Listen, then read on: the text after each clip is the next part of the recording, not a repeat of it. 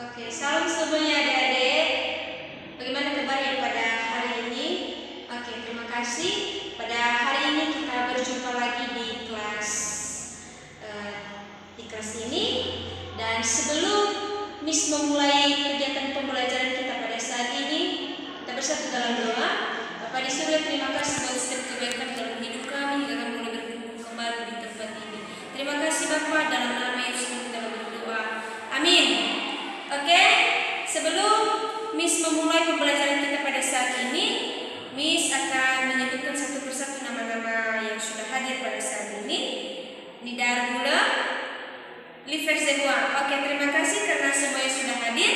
Pada hari ini adik-adik semuanya, Miss akan mereview kembali mata pembelajaran kita minggu lalu, bagaimana menjadi ciptaan Tuhan. Jadi, menjadi ciptaan Tuhan kita harus memuliakan nama Tuhan dan kita harus menghargai diri sendiri. Nah, pada hari ini Miss akan memberikan pembelajaran kepada kita. Topik pembelajaran kita yaitu kasih Tuhan dalam kehidupan sehari-hari. Adik-adik semuanya, pertama-tama dulu Miss mengawali dengan sebuah cerita, yaitu cerita orang Samaria yang baik hati.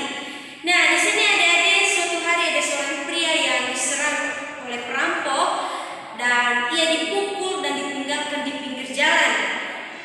Ada dua orang yang lewat di tempat tersebut atau di jalan tersebut, seorang imam dan orang Lewi, tapi mereka tidak mau menolong, mereka pergi dan meninggalkan orang tersebut. Tiba-tiba datanglah seorang Samaria, orang yang biasanya tidak disukai oleh orang lain. Tapi dia berhenti. Apakah yang dia lakukan adik-adik? Yaitu ia menolong, membersihkan luka-luka dan bahkan membawanya pulang untuk dirawat. Jadi di sini adik-adik, Yesus berkata bahwa jadilah seperti Samaria itu, tunjukkan kasih kepada sesamamu.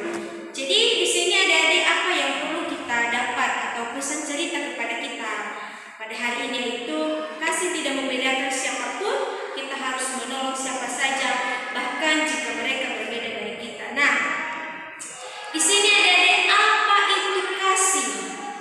Nah, jadi